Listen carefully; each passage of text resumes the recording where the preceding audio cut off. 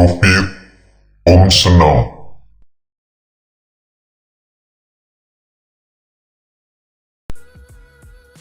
Oke guys, balik lagi di channel Om Baby, channel yang ngebahas putar cryptocurrency and gaming. Oke teman-teman, kali ini gue bakal bahas tentang news nih di dunia perkriptoan yang kemarin sempat heboh banget. Dan ini ada kaitannya tentang cryptocurrency di negara kita nih. Jadi di belakang gue ini udah ada artikel yang membahas berita tersebut di salah satu media nasional. Nah ini gue lagi buka news.detik.com. Nah kalian bisa lihat untuk headline-nya, MUI haramkan penggunaan kripto. Nah, ini beritanya heboh banget kemarin-kemarin, dan kemarin itu gue sempet baca coinmarketcap.com itu sempat nge-share nih berita ini. Nah itu judulnya itu negara Indonesia mengharamkan cryptocurrency. Jadi masuknya itu bad news ya. Kalian kalau biasa buka website coinmarketcap.com untuk cek kondisi ya, kondisi harga atau cek-cek koin atau project, bisa ke sana kan. Nah itu merupakan website yang terkenal gitu kan, sempet sampai nge-share berita di kita loh gitu kan, penting itu kan, seheboh itu gitu kan. Ya biasalah gitu kan, namanya news pasti aja diangkat seperti itu. Nah maksud gua di sini kita baca nih guys ya bareng-bareng untuk haramnya itu seperti apa, karena kan untuk definisi haram itu luas ya guys ya.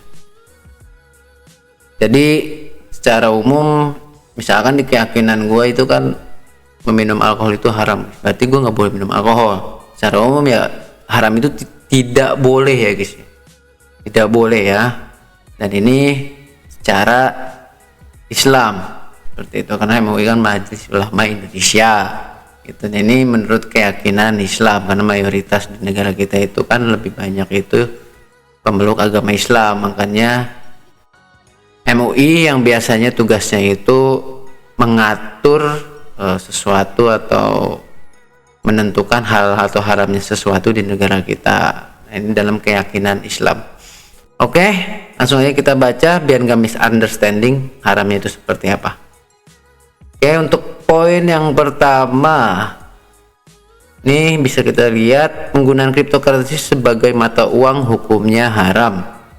Dia juga menyampaikan beberapa hal alasan mengharamkan kripto sebagai mata uang ini dikarenakan kripto mengandung koror juga bertentangan dengan undang-undang dan peraturan Bank Indonesia. Oke, ini memang untuk alat tukar atau mata uang di negara kita itu kan rupiah guys ya. Itu sebelumnya tidak ada yang bisa mengelak itu ya guys ya. Aturannya memang seperti itu. Kalau kalian transaksi atau jual beli di Indonesia ya mata uangnya harus rupiah. Dan belum ada yang pernah ya guys ya untuk memperbolehkan transaksi selain rupiah ya. Ini memang udah ada sebelumnya gitu kan. Nah ini mungkin ditekankan kembali, cryptocurrency itu sebagai mata uang hukumnya haram. It's okay. Ini memang sudah sesuai dengan peraturan undang-undang dan peraturan Bank Indonesia. Untuk poin yang pertama itu ya. Untuk selanjutnya, cryptocurrency sebagai komoditas atau aset digital tidak sah diperjualbelikan karena mengandung koror qimah dan tidak memenuhi syarat sil'ah dan secara syar'i. Nah ini untuk komoditas atau aset digital tidak sah diperjualbelikan karena mengandung koror qimah dan tidak memenuhi syarat sil'ah. Cryptocurrency disebutkan juga sebagai komoditas atau aset yang memenuhi syarat sebagai syiar dan memiliki nilai serta memiliki manfaat yang jelas sah untuk diperjualbelikan. Bentar guys ya. Nah ini untuk cryptocurrency di sudut pandang komoditas. Jadi memang untuk cryptocurrency ini sebelumnya sudah disahkan oleh Bapepti, dianggap sebagai komoditas berjangka dan itu boleh diperjualbelikan. Nah ini ada poin tidak sah dan sah ya guys ya, tidak sah dan sah, dan ini ada syaratnya gitu kan. Untuk syaratnya itu sebagai harus memenuhi sil'ah dan memiliki underlying serta memiliki manfaat. Jadi untuk sil'ah ini kalau dalam bahasa umumnya ya guys ya, itu kayak tata sopan santun dalam jual beli ya guys ya. Kalau kalian beli makanan atau pakaian, biasanya kalian bayar pakai uang gitu kan, rupiah. Nah itu biasanya kan ada harganya ya guys ya. Harganya itu ditentukan, misalkan pakaian ini 100.000 gitu kan. Nah berarti kan kalian bayar pakai uang 100.000 atau pakai rupiah 100.000. Nah ini untuk cryptocurrency ya, memang misalkan kita jual beli ada harga pasar ya, current price ya guys ya. Mungkin ada yang mengganjalnya itu kalau memang harganya naik turun ya, fluktuatif ya, karena kan memang untuk cryptocurrency ini benar-benar fluktuatif ya guys. Harga naik turunnya itu ekstrim banget. Nah menurut mereka ini sah dan tidak sah gitu kan. Nah, untuk dari segi ini gue agak bingung juga, karena apa bedanya gitu kan dengan saham atau forex atau trading. Ya kita tahu lah saham seperti apa, kan harganya juga naik turun dan nggak tetap ya. Kalau untuk kripto juga pun seperti itu. Tapi kita balik lagi mengandung doror ya. Jadi mungkin ada yang dirugikan seperti itu ya guys ya. Tapi kalau diperhatikan ya apa bedanya dengan saham? Saham pun ada yang dirugikan. Bahkan untuk saham pun ada yang namanya saham gorengan ya guys ya. Jadi kita kayak di trap gitu ya, dijebak gitu guys. Seolah harganya diangkut pada saham mati, saham goreng. Ketika ada yang masuk ke situ langsung harganya turun untuk take profit. Nah itu kan di situ kan ada yang dirugikan ya, dari segi harga ya, naik turun gitu kan. Tapi gue juga belum tahu ya guys ya, untuk saham itu apakah ada fatwa haramnya atau enggak, gue juga nggak tahu. Nah ini menurut gue sih masih rancu banget untuk dari segi komoditas ini. Cryptocurrency sebagai komoditas ini masih rancu banget untuk poin yang di sini. Untuk sil'ah ini ya, untuk sil'ah ya, dan memiliki underlying serta memiliki manfaat. Kalau dari segi manfaat, cryptocurrency bisa dibilang bermanfaat sih ya, ini pendapat gue ya guys ya. Karena di balik cryptocurrency itu ada teknologi yang namanya blockchain. Nah, kita tahu blockchain sendiri banyak manfaatnya banget dari segi pengolahan data, dari segi pencatatan keuangan, lalu inovasi-inovasi teknologi lainnya sebagai pertukaran atau pasar atau market atau platform seperti itu ya guys ya.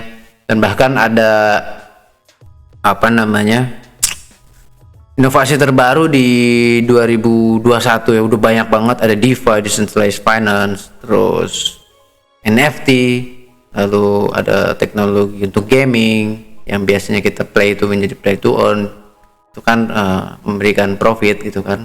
Lalu kemarin yang sempat rame juga untuk bahasan metaverse ya guys ya, itu baru banget kemarin. Bisa bilang untuk dari segi teknologi blockchain ini banyak manfaatnya. Nah kalau kita samakan dengan saham itu kan di bawah satu perusahaan ya guys ya.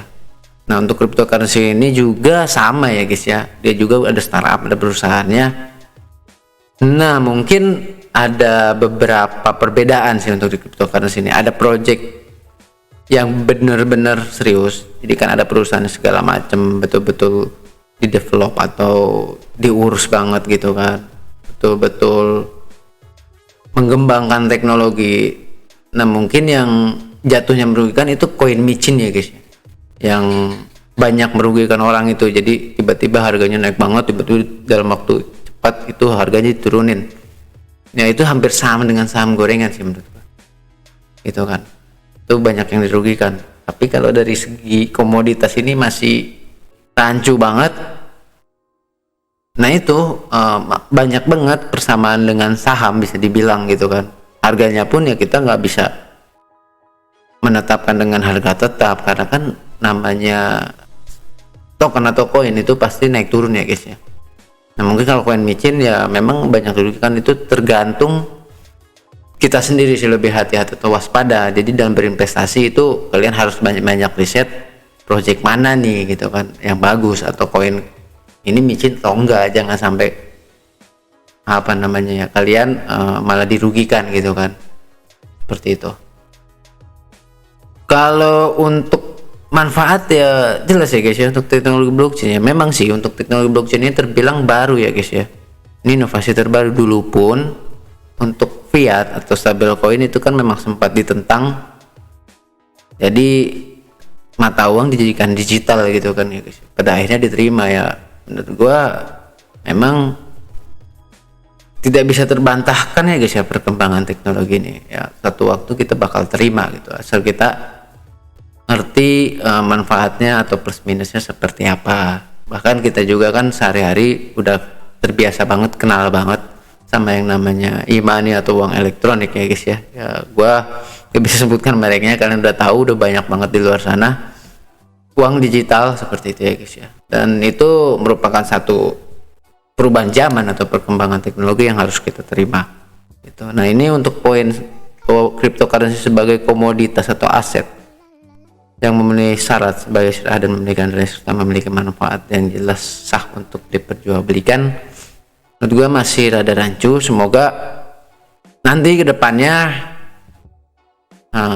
kita perlu memperhatikan lagi apakah nanti ada revisi atau pengembangan peraturan. Semoga regulasi atau regulator di Indonesia ini mulai menetapkan atau merangkum peraturan yang tepat untuk cryptocurrency, karena menurut gua, sharing dari gue nih guys atau nasihat gua, untuk teknologi ini nggak akan terbantahkan guys. Kita ya mau nggak mau harus menerima perkembangan teknologi. Cuman pesan gua, jangan terlalu terbuai dengan teknologi. Kita harus selalu ingat melakukan hal-hal yang baik di perubahan zaman ini. Semakin pesatnya perkembangan teknologi, banyak-banyak melakukan hal yang baik. Semoga walaupun zaman ini semakin maju teknologinya, kita jangan melupakan akhlak-akhlak atau sopan santun ya guys ya. Jangan sampai kita malah ngambil minusnya, kita ambil plusnya aja nih untuk teknologi ya guys ya. Karena namanya perkembangan teknologi ada plus dan minus ya. Oke, semoga itu aja sih harapan gua. Nanti kita perhatikan ya apakah ada revisi atau kajian selanjutnya atau peraturan yang dikembangkan oleh regulator kita. Itu aja sih untuk sharing kali ini. Semoga bermanfaat buat kalian semua di luar sana. Mohon maaf atas segala kekurangannya atau salah-salah kata. Salam profit, salam cuan, salam binatang. Bye bye.